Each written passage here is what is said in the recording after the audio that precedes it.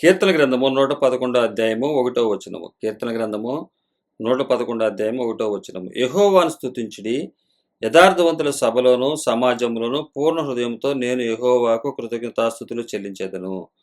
కీర్తనకారుడు యేసుక్రీస్తు వారికి పూర్వం సుమారుగా 1000 సంవత్సరాలప్పుడు రాయబడుతున్నటువంటి ఈ కీర్తనలలో మనము చూసినట్లయితే, యెహోవాను స్తుతించుడి, యథార్థవంతుల సభలోను సమాజములను పూర్ణ హృదయముతో నేను యెహోవాకు కృతజ్ఞతాస్తుతులు చెల్లించెదను. ఆయన చెల్లిస్తున్నాడు యథార్థవంతుల సభలోను సమాజములను. సమాజము అంటే సంఘము. సంఘమును పూర్ణ హృదయముతో నేను యెహోవాకు కృతజ్ఞతాస్తుతులు చెల్లించెదను. ఈ కీర్తన గ్రంథము 111 అధ్యాయము 112 అధ్యాయము 2 అధ్యాయాలు చాలా వివరంగా మనం చూద్దాము. ఇవి దేవుడు తన కనికరం చొప్పున మనతో మాట్లాడును గాక. గారు చెప్తున్నటువంటి విషయం ఏంటంటే, రాబోతున్నటువంటి యేసుక్రీస్తు వారి గురించి ఆత్మ ద్వారా ఎరగబడినటువంటి ఆ కీర్తనాకారుడు సృష్టికర్త అయినటువంటి దేవుని క్రియలను బట్టి ఆయన స్తుతిస్తున్నాడు, ఆయన గణపరుస్తున్నాడు. ఆయన గణపరుస్తున్నటువంటి ఆయనకు ఆయన కుటుంబానికి ఏ విధమైనటువంటి మేళ్ళుని ఆయన గుర్తుపట్టి దేవుని స్తుతిస్తున్నాడో మనం ఇక్కడ చూడొచ్చు. ఆయన భూమిని ఆకాశాన్ని సృజించిన సృష్టికర్త. ఆ సృష్టికర్త అయినటువంటి దేవుడు రాబోతున్నటువంటి కుమారుని గురించి కీర్తనాకారుడు చెప్పినప్పుడు, కీర్తనాకారుడు రాబోతున్నటువంటి ఆయన యథార్థవంతుడు. ఆయన ఎలాంటిది, ఆయన సభ ఎలా ఉంటుందంటే, యథార్థవంతుల సభలోను సమాజంలోను పూర్ణ హృదయంతో నేను యెహోవాకు కృతజ్ఞతాస్తుతులు చెల్లించేదను. నేను ఆ సంఘమును బట్టి, రాబోతున్నటువంటి యేసుక్రీస్తు వారిని బట్టి స్తుతిస్తున్నాను, కృతజ్ఞతాస్తుతులు పూర్ణ హృదయంతో చెల్లిస్తున్నానని చెప్తున్నాడు. అంటే ఇక్కడ మనం గమనించాల్సింది, స్తుతి అంటే ఏమిటో, తర్వాత కృతజ్ఞతాస్తుతులు అంటే ఏంటో మనం ఇక్కడ తెలుసుకుందాం. ఈరోజు చాలామంది స్తుతించేది దేనికంటే, ఆయన మనల్ని ఆశీర్వదిస్తాడని. ఎక్కడ? భూమి మీద. కానీ బైబిల్లో ఎక్కడా కూడా నేను భూమి మీద గ్రాండ్గా బ్రతికిస్తానని చెప్పి ఎక్కడ రాయబడలేదు. ఒకవేళ ఇచ్చినా కూడా అది పనిచేయాలి. ఇదే బైబిల్ చెప్తుంది. అంటే బైబిల్లో యేసుక్రీస్తు వారు చూపినటువంటి ప్రేమను మనం గుర్తుపట్టచ్చు. కాబట్టి యెహోవాను స్తుతించుడి. ఈ కీర్తనాకారుడు మనకు చెప్పడం గల కారణం ఏంటంటే, స్తుతించమని చెప్తున్నాడు. ఎట్లాగా?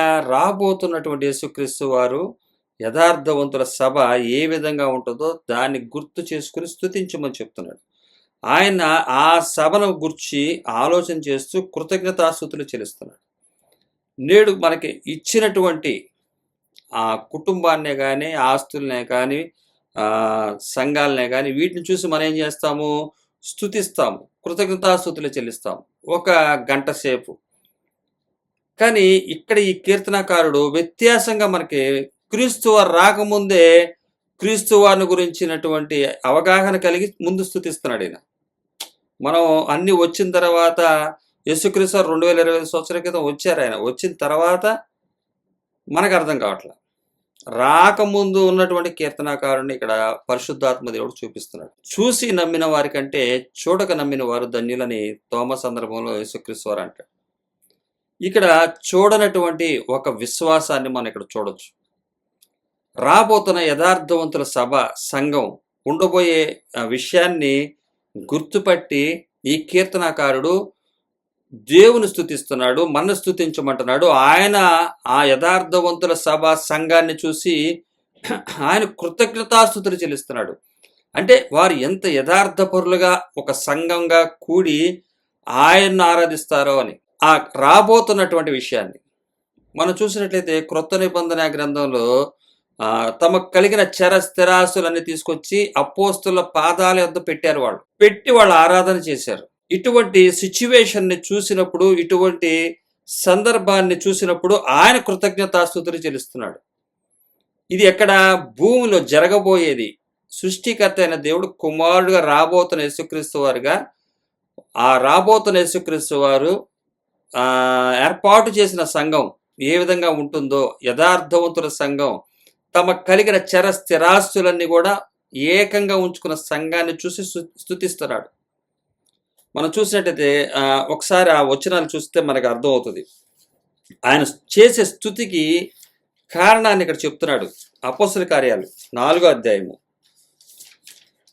యేసుక్రీస్తు వారి తదనంతరము అపోస్తులు ఏర్పాటు చేసినటువంటి సమాజంలో యథార్థవంతుల సమాజం ఎలా ఉంటుందో ఇక్కడ రాయబడుతుంది. 32వ వచనం, 4వ అధ్యాయం 32వ వచనం అపోస్తల కార్యాలు. విశ్వసించిన వారందరూ ఏక హృదయమును ఏకాత్మయు గలవారై ఉండిరి. ఎవడనూ తనకు కలిగిన వాటిలో ఏది తనదని అనుకొనలేదు. వారికి కలిగినదంతయు వారికి సమిష్టిగా ఉండెను. ఇదియుగాక అపోస్తులు బహుబలముగా ప్రభు అయిన యేసు పునరుద్ధానమును గూర్చి సాక్ష్యమిచ్చిరి. దైవ కృప అందరి యందు అధికముగా ఉండెను. భూములైనను ఇండ్లైనను కలిగిన వారందరూ వాటిని అమ్మిన వాటి వెల తెచ్చి అపోస్తుల పాదముల యొద్ద పెట్టుచూ వచ్చిరి. వారు ప్రతివానికి వాని అక్కర కొలది పంచిపెట్టిరి గనుక వారిలో ఎవనికి కొదువలేకపోయెను. అంటే ఈ కీర్తనకారుడు రాబోతున్నటువంటి యథార్థవంతుల సభ సంఘము ఎలాగుంటుందో అని ఈ సందర్భాన్ని పరిశుద్ధాత్మ దేవుడు ఆయనకి చూపించుట చేత తెలియజేస్తున్నటువంటి మాటలుగా మనం గుర్తుపట్టవచ్చు. అంటే రాబోతున్నటువంటి సమాజం యథార్థవంతుల సభ అంటే యేసుక్రీస్తు వారిని వెంబడించినటువంటి అపోస్తులు దగ్గర చూస్తే వీరి అక్కర కొలత పంచిపెట్టింది కాక అందరికి సమిష్టిగా ఉందంట. వారిలో పంచిపెట్టిరు గనుక వారిలో ఎవనికి కొదువు లేకపోయాను. ఈరోజు మనం గుర్తుపట్టాల్సింది బైబిల్ చెప్పేది చాలా వ్యత్యాసమైంది. ఇది బైబిల్ మనకి ఇవ్వబడటం అనుగ్రహించబడటం చాలా కనికరం, దేవుడి యొక్క మహా కనికరం చొప్పున మనకు అనుగ్రహించబడింది బైబిల్. ఊరికే మన దగ్గర రాలా, ఈ బైబిల్ ఊరికే రాలా, చాలా చాలా దేవుని కనికరం చొప్పున మనకు అందించబడింది. ఈ బైబిల్ ఏం రాయబడిందో మనం తెలుసుకోవాలి. వివరించే సేవకులు ఉన్నారు, వారి దగ్గర నుంచి నేర్చుకోవాలి. తమ జీవితాల్లో మాదిరి చూపించే సేవకులు ఉన్నారు, వారిని చూసి మనం నేర్చుకోవాలి. మరి ముఖ్యంగా బైబిల్ ఏం చెప్తుందో మనం చూడాలి, మన కళ్ళతో చూడాలి, మనం దీని దగ్గర కూర్చోవాలి. పరిశుద్ధాత్మ దేవుని సహాయం మనకు అందుతుంది. రాబోతున్న యథార్థవంతుల సభ ఎలాగుంటుందో, సంఘం ఎలాగుంటుందో, ఐక్యత కలిగి వారికి కలిగినదంతా వారు అక్కర కొలది పంచిపెట్టిరంట. ఎవనికి కొదువు లేకుండా ఉందంట. ఇది యథార్థవంతుల సభ. దీన్ని బట్టి ఆ కృతజ్ఞతలు తెలియజేస్తున్నాడు. ఈరోజు ఒక వ్యక్తికి ఒక కుటుంబానికి చెందిన ఆస్తులను బట్టి సాష్టాంగ పడమని, వాటి విషయమై మీరు దేవునికి కృతజ్ఞతాస్తుతులు చెల్లించమని చెప్పి సాష్టాంగ పడుతున్నారు. కానీ వాస్తవంగా రాబోతున్న యేసుక్రీస్తు వారు గురించి నిరీక్షణ కలిగిన వారై ఉండి ఈ సంఘం ఏదైతే తమకు కలిగిన స్థిరాస్తులను అపోస్తుల పాదముల యొద్ద పెట్టి అక్కర గల వారికి పంచిపెట్టి అందరూ కూడా ఎవరికి కొదువ లేక ఉన్నారో, ఒకరు ఆదరించుకుంటూ ఉన్నారో, అది ఈ విషయాన్ని చూశాడు. అసలు దేవుని ఉద్దేశము, దేవుని యొక్క ప్రేమ ఏంటంటే శత్రువులుగా కొట్టుకుంటున్నటువంటి మానవ జాతి శత్రువులైపోయారు. ఒక కుటుంబస్తులుగా ఉండవలసిన వారు శత్రువులుగా మార్చబడ్డారు. శత్రువులుగా మార్చబడ్డ గల కారణం శత్రు ప్రవేశం ద్వారా. వారు కలిసి ఉండాలంటే దేవుడు ప్రేమ ఎలాగుంటుందో చూపించాడు యేసుక్రీస్తు వారిగా వచ్చి.